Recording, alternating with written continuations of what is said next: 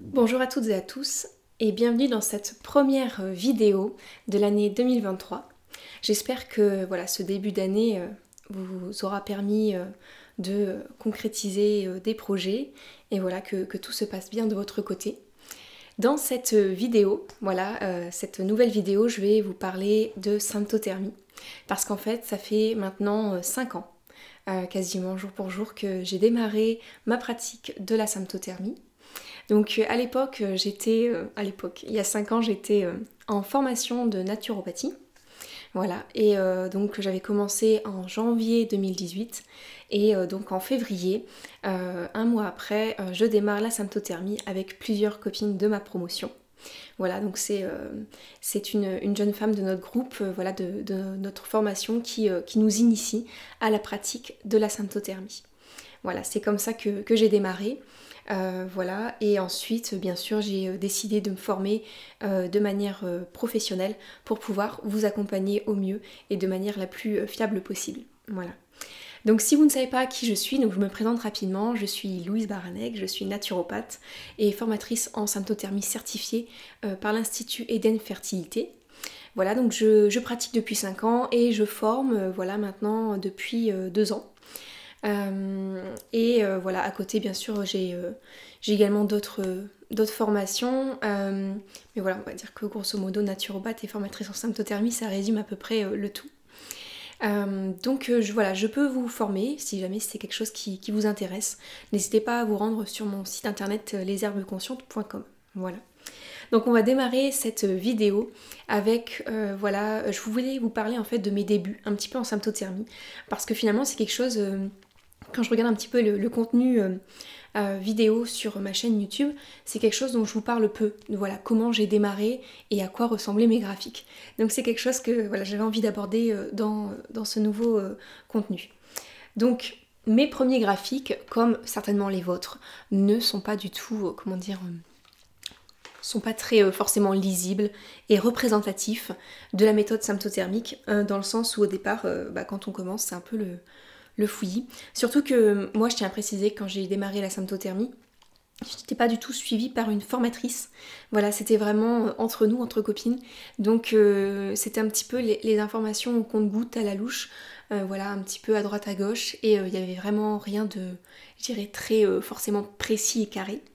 Donc j'ai démarré la symptothermie et voilà, je vais vous montrer mon premier graphique, à quoi il ressemble. Donc la prise de température était bonne. Enfin, dans le sens où c'était bonne. J'ai beaucoup de température, par contre, au niveau de l'observation de la glaire cervicale, c'était vraiment assez catastrophique. Alors voilà à quoi ressemble mon premier graphique. Donc on voit une courbe de température avec pas trop de distinction entre plateau bas et plateau haut. C'est un petit peu n'importe quoi. Ensuite, quand on regarde le deuxième, là, on voit en tout cas que j'ai tenté l'interprétation avec une montée de température sur la fin. Voilà, et qu'il y a un petit peu plus de symboles au niveau de la notation de la glaire cervicale. Voilà. Moi, quand j'ai commencé la symptothermie, au tout début, j'ai commencé avec la méthode, l'école Symptotherme, voilà, qui est vraiment une école de symptothermie très connue. Et donc voilà, c'est pour ça sur ces graphiques, c'est les graphiques de Symptotherme. Et ensuite, quand je me suis formée, afin de devenir professionnelle, mes formatrices en fait se sont formées à une autre méthode de symptothermie qui est la méthode sans y-plan. Et donc par la suite j'ai changé de graphique, je me suis mise au diapason de Eden Fertilité et aux méthodes du coup de la formation sans y-plan. Voilà. Et donc au départ, quand j'ai démarré en fait, jusqu'à peu près 3 ans et demi, j'ai démarré en fait du coup voilà, avec les graphiques. Donc voilà, j'ai une belle pile de papier. Il y a des périodes où j'utilisais aussi les applications téléphone. Donc au début j'utilisais l'application Symptotherme aussi. Et puis ensuite j'ai testé pendant 1 mois, 2 mois l'application Moodly pour pouvoir vous en faire un retour en tout cas ma clientèle, pouvoir parler un petit peu au mieux des applications pour celles que ça intéresse. Mais sinon, à la base, moi je suis quelqu'un de très papier et plutôt manuel. Et pour moi, la symptothermie, c'est être indépendante et autonome. Et du coup, les applications téléphoniques, c'est pas forcément ma tasse de thé. Mais voilà, ça a le mérite d'exister et de pouvoir, comment dire, être utile à certaines femmes pour qu'elles puissent se lancer aussi dans la symptothermie. Donc c'est super. Voilà. Voilà, maintenant je vous ai parlé de mes débuts. Je voulais vous parler d'un cycle en particulier. Voilà, j'en parle de temps en temps au cours de mes consultations. Pourquoi il est particulier? Parce qu'en fait, c'est un cycle qui a été vraiment différent des autres. Et pour le coup, en fait, je l'appelle ma frise chronologique. Parce qu'en fait, il a vraiment duré très longtemps. Et c'est pareil, ça, on n'en parle pas tant que ça en symptothermie, des cycles qui durent vraiment longtemps. Parfois on peut se poser des questions, c'est normal en fait, comment dire, c'est pas normal de ne pas ovuler régulièrement, donc d'avoir des cycles irréguliers avec un écart de plus de, on va dire, grosso modo une semaine entre chaque cycle, ça commence à devenir assez long. Mais parfois, au cours de notre vie de femme, on peut rencontrer des cycles qui sont vraiment longs, où l'ovulation est difficile. Voilà, le corps tente d'ovuler, mais c'est compliqué.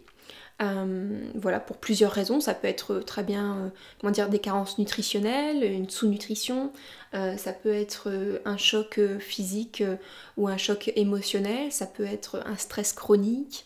Voilà, il y a différents facteurs qui font que du coup ça retarde l'ovulation et ça nous fait des cycles à rallonge. Voilà, et donc c'était le cas ici pour moi. Donc voilà, je vous présente mon plus long cycle jusqu'à maintenant, voilà, qui du coup aura duré 60 jours. Voilà, donc pour ça en fait j'ai dû utiliser 2 feuilles de graphique, comme vous pouvez le voir, donc j'ai rattaché l'une à l'autre avec du scotch. Et on est toujours sur le même graphique, c'est-à-dire que sur mes 2 graphiques ici, dans la case numéro du graphique en cours, c'est le graphique numéro 30 sur les 2 pages, parce qu'en fait c'est le même. Donc j'ai mis de la couleur en fait ici, donc sur la portion en fait en bleu, vous voyez du coup la phase folliculaire, donc là où mon corps cherche à ovuler, en fait il se prépare et il tente à plusieurs reprises mais il n'y arrive pas, ça n'aboutit pas. Et puis sur la portion plutôt en jaune clair, on voit du coup la phase lutéale. Donc voilà, c'est là que du coup ça a confirmé mon ovulation. Voilà. Donc sachez que ça peut arriver, voilà, d'avoir des cycles vraiment très longs, on appelle ça un peu des cycles anovulatoires. C'est pas forcément un terme adéquat dans le sens où on finit par ovuler à un moment donné. Mais en l'occurrence, voilà, sachez que ça peut arriver au cours de votre vie. Et si ce n'est pas régulier, ce n'est pas grave. Voilà, c'est juste qu'il faut parfois, si c'est possible, on essaye de comprendre pourquoi ça a été aussi compliqué pour nous à cette période-là de notre vie.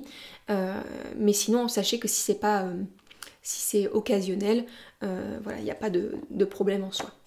Maintenant, je voulais vous parler de 5 choses que j'ai découvertes au cours de ces 5 années de pratique en symptothermie. Donc la première chose, c'est le fait que le cycle est le reflet de ce que je vis. Voilà. Pour moi, vraiment, c'est quelque chose que j'ai appris, que j'ai découvert vraiment tout au long de ces 5 années. Et que ce soit à travers mes lectures et puis aussi à travers mon expérimentation personnelle, j'ai vraiment découvert que chaque cycle en fait reflète ce qu'on vit sur le moment. Voilà, et que parfois il y a des moments où on comprend pourquoi il y a des variations comme ça dans notre cycle, et puis il y a des moments où on comprend pas toujours. Mais vraiment une chose que j'ai envie de transmettre aujourd'hui, c'est de garder en tête voilà, que le fait que notre cycle nous parle de nous parle de ce qu'on vit, de comment on le vit. Voilà. La deuxième chose, c'est que j'ai appris à être plus sereine et aussi être plus à l'aise avec ma sexualité grâce à la méthode symptothermique. C'est vrai que quand on parle de gestion de la fertilité, souvent c'est en lien du coup avec la sexualité, même si c'est quelque chose dont on parle pas forcément toujours facilement, bien qu'aujourd'hui la sexualité est un sujet de plus en plus ouvert. Mais c'est vrai que du coup avec la symptothermie, du coup ça m'a permis d'être plus déjà à l'écoute de moi-même, à l'écoute de mon corps et aussi à la découverte de ce que j'allais explorer et découvrir. Et le fait de ne pas avoir une comment dire, de pas prendre de médicaments, d'hormones de synthèse.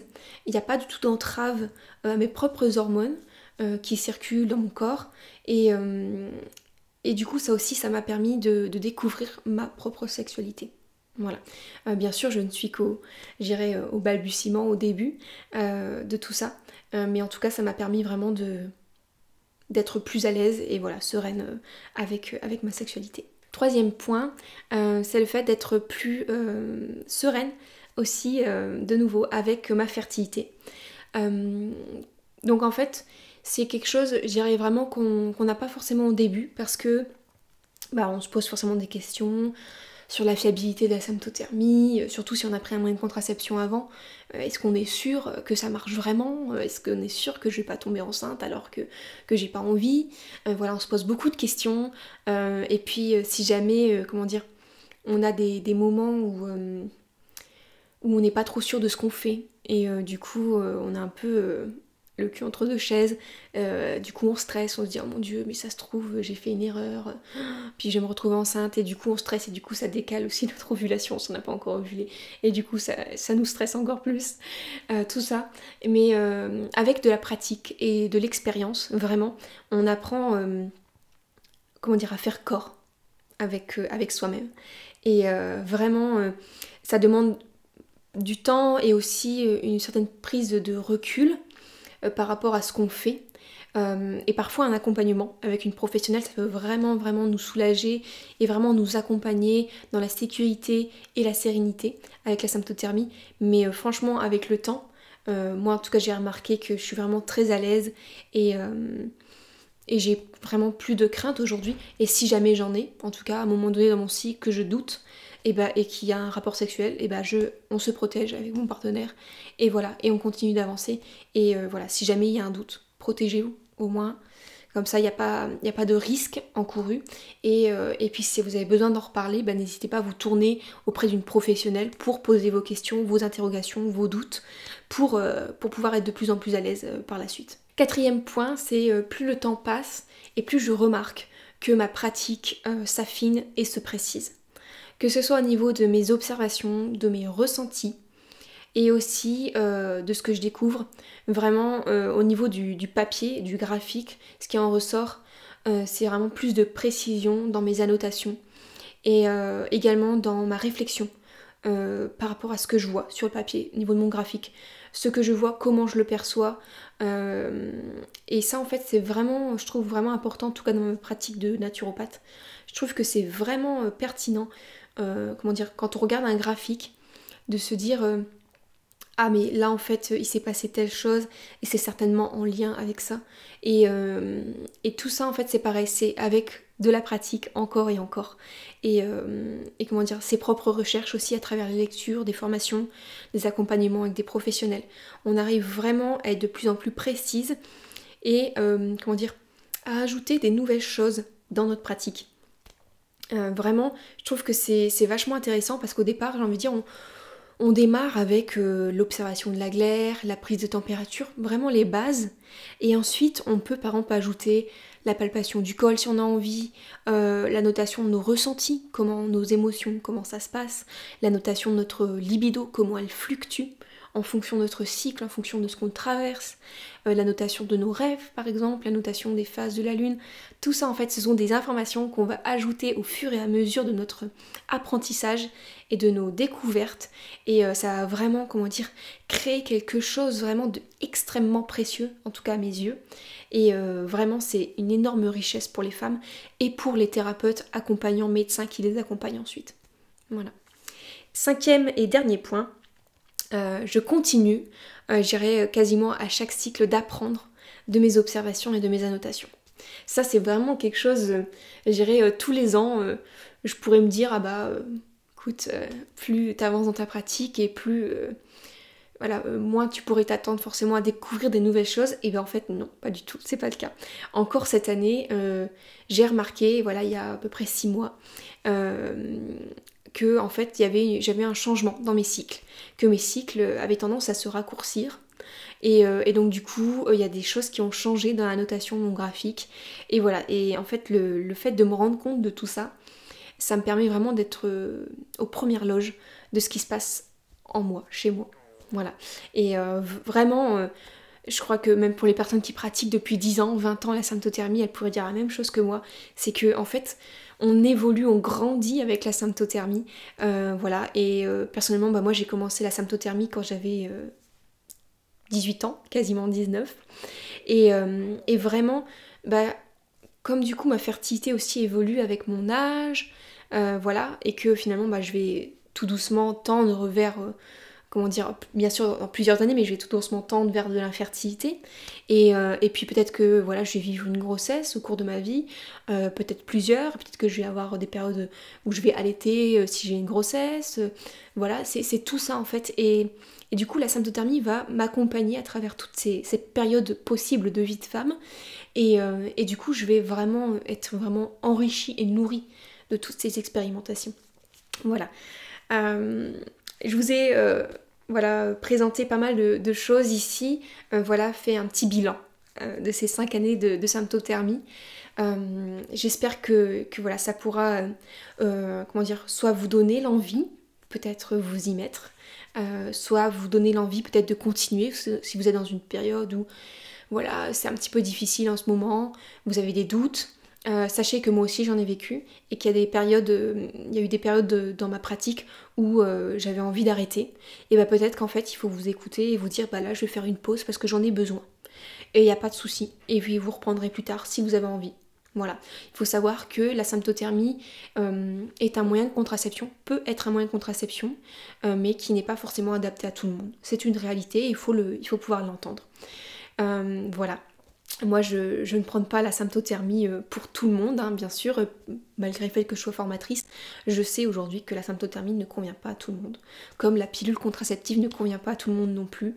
Pareil pour d'autres moyens de contraception. Voilà. J'espère que cette vidéo vous aura plu. N'hésitez pas à me le faire savoir en la likant si c'est le cas, à la partager si vous avez envie. Si vous n'êtes pas abonné à ma chaîne, n'hésitez pas à le faire, voilà, pour pouvoir être au courant des prochaines vidéos. Si vous avez envie de partager votre expérience de la symptothermie en commentaire, depuis combien de temps vous pratiquez, quels effets bénéfiques vous remarquez depuis que vous pratiquez la symptothermie, n'hésitez pas à partager tout ça en commentaire, ça pourra servir à d'autres personnes, voilà, peut-être qui sont en cheminement là-dessus. Eh bien écoutez, je vous souhaite une bonne journée, une bonne soirée, dépend le moment que vous regardez cette vidéo. Prenez soin de vous, je vous embrasse.